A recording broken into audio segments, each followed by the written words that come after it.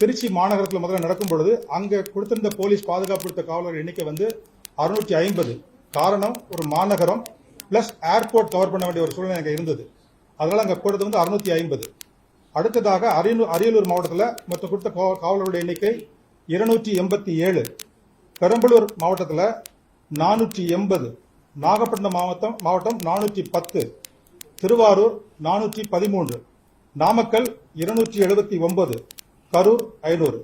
நாமக்கல்ல கூட இதே மாதிரி ஹீட் ஸ்ட்ரோக் ஆகி சுமார் 34 பேர் ஹாஸ்பிட்டலைஸ் ஆனாங்க. பொறுப்பு டிஜிபி அவர்களும் ஏடிஜிபி அவர்களும் பேசிய பத்திரிகையாளர் சந்திப்பு நான் கவனிச்சேன். எனக்கு அதுல நம்பிக்கையே போச்சுங்கண்ணா. ஏன் போச்சுன்னா 500 பேர் டிப்ளாய் பண்றோம். என்ன 500 டிப்ளாய் பண்ணாங்க? அவ்வளவு ஃபுட்டேஜ பாக்குறோம். போலீஸ்காரங்களே தெரியலையே, 100 பேர் கூட இல்லையே. வண்டியில் உட்கார்ந்து இருக்கிறவங்க, டாக் ஸ்குவாட் வச்சிருக்கிறவங்க, பாம்ப் ஸ்குவாட் வச்சிருக்கிறவங்க, எஸ்பி கூட கன்மேனா வந்தவங்க, இவங்க எல்லாத்தையும் சேர்த்துனா 500 வரும். பட் அவங்க எல்லாம் டியூட்டியில் இல்லையல்ல, எங்கேயோ ஸ்ட்ரைக்கிங் ஃபோர்ஸ் வண்டிகள் உட்கார்ந்து இருப்பாங்க போலீஸ் வண்டியில். அவங்களுக்கு தானே பிரயோஜனங்கண்ணா.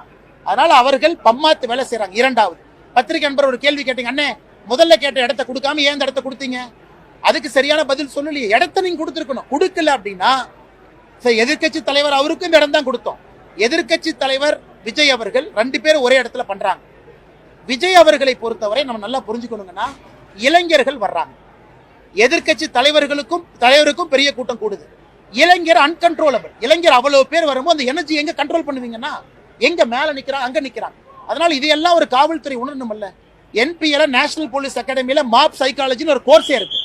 ஒருத்தர் 2 பேர் 5 பேர் வந்து எப்படி பிஹேவ் பண்ணுவாங்க, அதெல்லாம் படிச்சுதானே அதிகாரி வந்திருக்காங்க. படிக்காம எங்க ஐபிஎஸ் வந்திருக்காங்க. அதனால் இளைஞர்கள் அதிகமாக சேரும் இடத்துல யாரு பேச்சு யாரு கேட்க மாட்டாங்க. அதுவும் எனக்கு சமாதானம் இல்லை. மூன்றாவது, ஒரு முதலமைச்சர் அவர்கள் நேரடியா எதிர்கொள்ளணும். அதாவது ஒரு சிபிஐ என்கொயரி கேட்கறாங்கன்னா கொடுக்கணும். அதை விட்டுட்டு அவரே ஒரு ஜட்ஜை செலக்ட் பண்ணி இவங்க தான் பண்ணுவாங்க, அதுவரை அரசியல் பேச மாட்டேன்னா என்ன அர்த்தம்? ஒரு அரசியல் யாரும் பேச சொல்ல. முதலமைச்சர் அவங்க சரி ஒன் மேன் ஜஸ்டிஸ் அவங்க பண்றாங்கன்னா எந்த ஆங்கிள் பண்ண போறாங்கன்னா, ஃபோரன்சிக் டிபார்ட்மெண்ட் அவங்க கையில் இருக்கா? எப்படி செக் பண்ண போறாங்க? கண்டிப்பா அதை ஏத்துக்க மாட்டாங்கன்னா. நான்காவது, பொறுப்பு டிஜிபி ஏன் போட்டீங்க? ஏன் டிஜிபி போடல? திரும்ப அதே கேள்வி கேட்கிறேன். ஒரு டிஜிபின்னு போட்டா அத்தருக்கும் அதிகாரம் இருக்கும். பொறுப்பு டிஜிபி அவரு யார்கிட்ட பேசுறாரு? ஒரு டிஜிபின்னு போட்டா தானே கண்ட்ரோல் இருக்கும். இன்னைக்கு இருக்கிற மாவட்ட கண்காணிப்பாளருக்கு தெரியும் பொறுப்பு டிஜிபி அடுத்த வாரம் மாறிடுவார். ஏன்னா யூபிஎஸ்சி லிஸ்ட் கொடுத்தாலே மாத்திடுவாங்க. அப்ப பொறுப்பு டிஜிபி பேச்சுக்கு என்ன மரியாதை கிரவுண்ட்ல இருக்கும்? நீங்க டிஜிபி ஏன் போடல? Regular head of police force ஏன் போடல? அதுவும் எங்களுடைய குற்றச்சாட்டு. முதலமைச்சர் நான் வேகமா வந்தேன், நான் பேசினேன் அப்படிங்கறதெல்லாம் கிடையாதுங்கண்ணா. சரி வர நீங்கள் கையாளல. சரி, விஜய் வந்தனால நடந்துச்சுங்கிறீங்க. Indian air force aero show Vijay எங்க வந்தாரா? ஏன் 5 பேர் இறந்தாங்க? அதுக்கு பதில் சொல்லட்டும். அன்னைக்கு முதலமைச்சர் அங்க இருந்தீங்க, துணை முதலமைச்சர் இருந்தீங்க, 5 பேர் ஏன் இருந்தாங்க? 71 பேர் ஹாஸ்பிட்டல் அட்மிட் ஆனாங்க. விஜய் எங்க போனாரா? உங்களுக்கு கிரௌட கண்ட்ரோல் பண்ண தெரியல. 4 ஆண்டுகள் utter failure. Crowd management, law and order, எப்படி ரிவ்யூ மீட்டிங் எடுக்கணும், டிஜிபி எதுவுமே இல்லை, எல்லாம் ஃபெயிலியர். சும்மா வந்து விஜய் மேல அவங்க மேல நான் வச்ச குற்றச்சாட்டு பயணத்தினுடைய வடிவமைப்பை மாத்துங்க, அதான் என்னுடைய குற்றச்சாட்டு. மத்தபடி விஜய் தான் அதுக்கு காரணம். அதை ஏத்துக்க மாட்டாங்க. விஜய் வருவதற்கும் உரிமை இருக்கு, சீமான் அவங்க வர்றதுக்கு உரிமை இருக்கு, எடப்பாடி என்ன உரிமை. ஒருத்தர் வரல, 1000 பேர் வரல, 1 லட்சம், அது மக்கள் உரிமை. வர்ற மக்கள் எப்படி தடுப்பீங்க? அதனால விஜய் அவர்கள் அவருதான் காரணம். அதை நான் ஏத்துக்கவே மாட்டேன். விஜய் அவர்கள் மீது இருக்கக்கூடிய தவறு அனுபவம் இல்லாத காரணத்தினால் பயணத்தினுடைய வடிவமைப்பை சரியான முறையில் அவங்க பண்ணணும், அதை பண்ணல.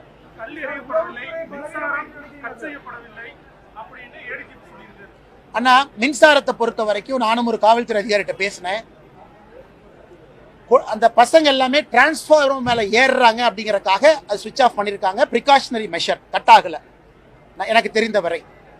அதான் நான் எல்லாத்துக்குமே மக்களுக்கு சொல்றேன், ஏங்க டிரான்ஸ்ஃபார்மர் மேல ஏறுறீங்க? எதுக்குங்க கோயில் மேல ஏறுறீங்க, சர்ச் மேல ஏறுறீங்க? மாஸ்க் கீழ இருந்து பாருங்க எப்படி இத்தனை பேர் இறந்துட்டாங்க. இவங்க எல்லாம் உள்ள மாட்டிக்கிட்டவங்க, வெளியும் கிரௌட் இருந்தாங்கல்ல. ஆனால் நாமும் பாதுகாப்பா இருக்கணும், கூட வந்தவங்களும் பாதுகாப்பா இருக்கணும். அது முதல். இரண்டாவது, விஜய் அவர்களை பொறுத்தவரை நான் ஏற்கனவே நிறைய விஷயம் சொல்லிட்டேங்க. நான் சனிக்கிழமை வீக்கெண்ட் எல்லாமே பேசிட்டேன். ஆனால் ஏடிஜிபி மின்சாரம் கட் செய்யப்படவில்லை என்றால் மின்சாரம் கட்டாச்சு. ஆனா பிரிகாஷனரி மெஷர்ல டிஎன்இபி கட் பண்றாங்க. ஏன்னா டிரான்ஸ்ஃபார்மர் மேல ஏறாங்க. அடர்ந்த இடம், நெருங்கிய சந்து, எங்கேயுமே ஸ்பேஸ் போறக்கு ஆம்புலன்ஸ்க்கு வழி இல்லை. ஆம்புலன்ஸ் எங்க தான் போகும்? அதனால இதெல்லாம் உட்கார்ந்து கண்டுபிடிச்சு சரியான முறையில் அதுக்கு சொல்யூஷன் கொடுத்து இந்த 40 உயிர்களுடைய ஆத்மா நம்மளை மன்னிக்கணும்னா தமிழ்நாட்டுல இன்னொரு உயிர் போகக்கூடாது. சார், இதுவரைக்கும் 6 மாவட்டங்கள்ல விஜய் பிரச்சாரம் பண்ணிருக்காரு. கண்டிப்பா கரூர் மாவட்டத்துல மட்டும் ஆனா பெரம்பலூரே டேஞ்சருங்கன்னா, பெரம்பலூரே it was very close to danger. ஆனா பெரம்பலூர் நல்ல வேலை அன்னைக்கு அசம்பாவிதம் நடக்கல. நானும் டிவியை பார்த்தேன், அந்த வீடியோவை பார்த்தேன். ஓரளவுக்கு முன்னாள் காவல்துறை அதிகாரிங்கிற முறையில் பார்க்க முடியுங்கண்ணா. பெரம்பலூர் வாஸ் டேஞ்சர் அண்ணா. அன்னைக்கு ஏதோ கடவுளுடைய இதில் தப்பிச்சாச்சு. அடுத்தது நாகப்பட்டினம் விடுங்க, வேற ஒரு திருவாரூர்ல விடுங்க. நாமக்கலுடைய ரோடு வேற, அதே இடத்துல பாரதிய ஜனதா கட்சியும் நம்ம கூட்டம் போட்டிருக்கோம். அந்த ரோட்டினுடைய தன்மை வேற. கரூர்ல வேலுச்சாமிபுரத்தினுடைய ரோடு இஸ் அன்ஃபிட். இது போன்ற ஒரு கூட்டத்துக்கு அன்ஃபிட். அது 2000 பேர் 5000 பேத்துக்கான இடங்கனாது. அது 27,000 பேர் 30,000 பேத்துக்கான இடம் கிடையாது. அதனால் இடம் முதல் பிரச்சனை, பாதுகாப்பு குளறுபடிகள் இரண்டாவது பிரச்சனை. விஜய் அவர்களுடைய வடிவமைப்பு தான் பிரச்சனையோ தவிர விஜய் அவர்கள் இதில் பிரச்சனை இல்லை. அவருக்கு உரிமை இருக்கு, யாரை வேண்டுமானாலும் எங்கு வேண்டுமானாலும் சந்திப்பதற்கு. உளவுத்துறை பலவீனம் நடக்கிறது. கம்ப்ளீட் ஃபெயிலியர்னா உளவுத்துறை என்ன சாதிச்சாங்க? என்ன சாதிச்சாங்க நீங்க சொல்லுங்க. கள்ளக்குறிச்சியில டிஎம்கே காரன் போய் விற்கிறான். என்ன பிடிச்சாங்க? பிடிக்கல. அந்த யாருன்னு பேரு நாங்க போட்டோம், பண்ணல. இந்தியன் ஏர்ஃபோர்ஸ் ஷோல எத்தனை பேர் வர்றாங்கன்னு தெரியாதா? சரி, உளவுத்துறை இவங்க சொல்றாங்க 3 மணில இருந்து மக்கள் சேராங்க. சரி, 3 மணிக்கு உளவுத்துறை தூங்குச்சா, 5 மணிக்கு தூங்குச்சா, 7 மணிக்கு தூங்குச்சா? 2000 பேர் வந்துட்டாங்க, 10,000 பேர் வந்துட்டாங்க. இன்னும் கொஞ்சம் போலீஸ் ஃபோர்ஸ் அனுப்புங்க, ஐஜி ஸ்பாட்டுக்கு போங்க. அப்ப உளவுத்துறை என்னதான் செய்யறீங்க? எல்லாம் முடிஞ்சதுக்கு அப்புறம் பேட்டி கொடுக்கிறது மட்டும்தான் உளவுத்துறை டிஜிபி ஏடிஜிபியினுடைய வேலையா? உளவுத்துறை பொறுத்தவரை தமிழகத்துல பொலிட்டிக்கல் இன்டெலிஜென்ஸ் கொடுக்கிற துறையா மாறிடுச்சு. முதலமைச்சருக்கு டெய்லி காலைல 8 மணிக்கு வீட்டுக்கு போய் பொலிட்டிக்கல் இன்டெலிஜென்ஸ் பிரீஃபிங் கொடுக்கணும். அதான் தமிழக உளவுத்துறையினுடைய வேலை. அண்ணாமலை இட்லி சாப்பிட்டாரா, பூரி சாப்பிட்டா, இதான் அவங்க வேலை. எங்க போனா எங்க வந்தால். இதை விட்டுட்டு ரியல் டைம் ஆக்ஷனபிள் இன்டெலிஜென்ஸ் உளவுத்துறை கொடுக்கல. அது 4 ஆண்டுகள்ல திராவிட முன்னேற்ற கழக ஆட்சியினுடைய சாபக்கேடு, இன்டெலிஜென்ஸ் ஃபெயிலியர்.